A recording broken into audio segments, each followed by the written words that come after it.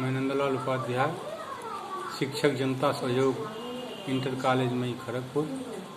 आज मैं कक्षा 12 के छात्रों को the last lesson written by Alphonse Daudet को पढ़ाने चल रहा हूँ। आप लोग इसको ध्यान से देखिए और समझने का प्रयास कीजिए। After the Reimers, we had a lesson in writing. Grammar के बाद हमारे पास लिखाई का पाठ था। That day, M. Hamel had new copies for us. उस दिन M. Hamel के पास हमारे लिए नई कापियाँ थी। Written in beautiful round hand, जो सुंदर घुमावदार हाथ से लिखी गई थी। फ्रांस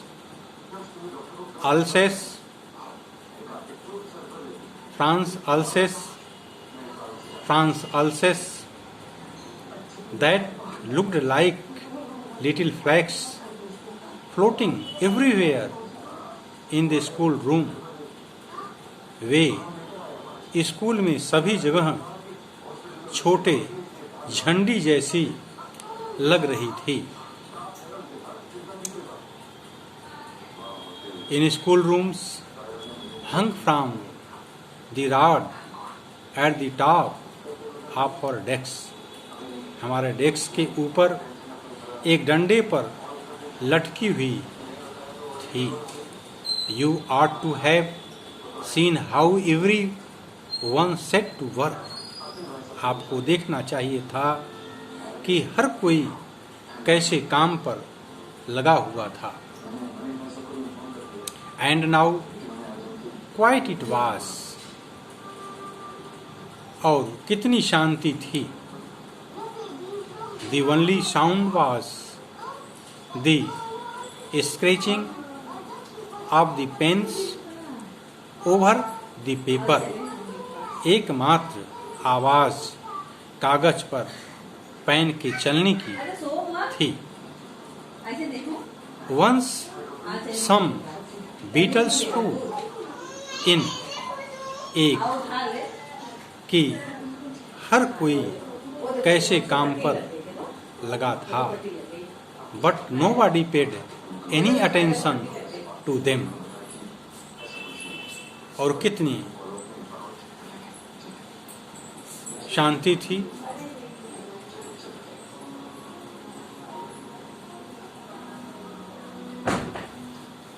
एक कि हर कोई कैसे काम पर लगा हुआ था और कितनी शांति थी। एक बार कुछ कीट भी उड़कर अंदर आए, पर किसी ने भी इस पर ध्यान नहीं दिया। Who worked right on tracing their fish hooks.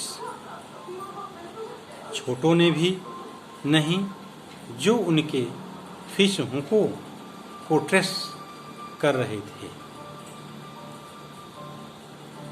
As if that was French too, मानो कि वह भी फ्रेंच था। On the roof of the pigeons very low and I thought to myself. छत पर कबूतर बहुत धीमे चहक रहे थे. Will they make them sing in German. और मैंने खुद अपने आप में सोचा, क्या वे उनको जर्मन भाषा में गाना सिखाएंगे. इवन द पिजन्स, कबूतरों को भी.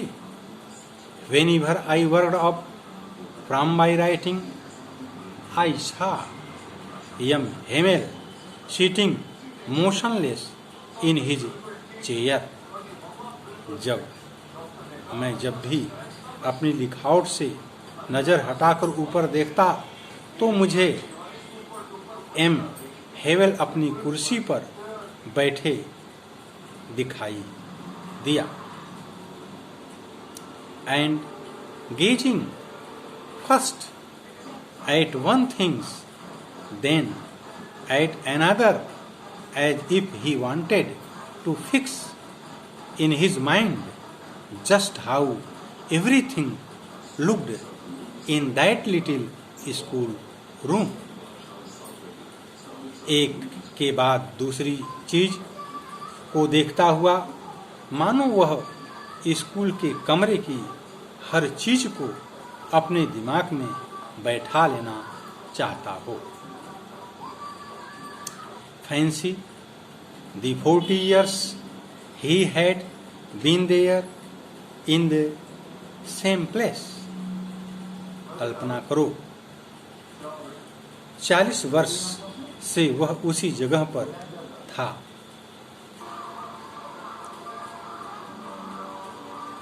With his garden outside the window and his class in front of him. खिड़की के बाहर उसका बगीचा और उसकी कक्षा उसके सामने ठीक उसी तरह था. Only the desk and benches had been worn smooth. Walnut trees in the garden were taller. केवल डेस्क और बेंच खिसक कर चिकने हो गए थे. अखरोट के पेड़ बगीचे में थोड़े लंबे थे. And the happen that he had planted himself twinned about the windows to the roof of hope vine. एक बेल जो खुद उसने लगाई थी खिड़की से होते हुए छत पर चढ़ गई थी. How it must have broken his heart to leave it all, poor man, to hear his sisters moving about in the room. इन सबको छोड़कर उसका दिल कितना टूट गया होगा. बेचारा उसकी बहन के ऊपर घूमते हुए above packing their trunks, for they must leave the country next day.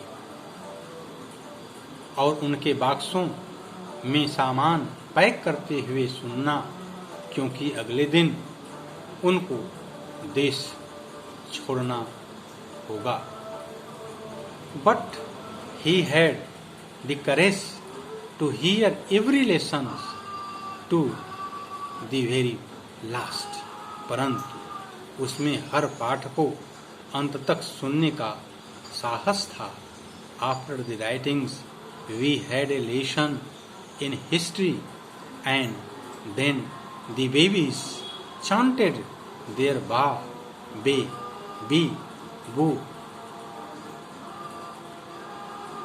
हमारा इतिहास का पाठ था. फिर बच्चों ने अपने बा, बे, बी, बो, बू गाए. Down there at the back of the room, old Hauser had put on his spectacles and holding his primer on both hands. कमरे में पीछे बैठे बूढ़े हाउजर ने अपने चश्मे पहन लिए थे और दोनों हाथों में अपना spelled the letters with them. अपना बाकायदा पकड़कर अपने उसके हाथ अक्षर बोल रहा था. You could see that he आप देख सकते थे कि वह भी रो रहा था। was crying. His voice trembled with emotion. उसकी आवाज़ भावुकता से कांप रही थी। And it was so funny to hear him that we all wanted to laugh and cry. और उसको सुनना इतना मजाकिया था कि हम सभी हंसना भी चाहते थे और रोना भी। How well I remember it that last lesson. मुझे यह कितनी अच्छी तरह से याद है वह अंतिम सबका। Thank you. आज यहीं तक, दूसरे दिन आगे पढ़ाया जाएगा।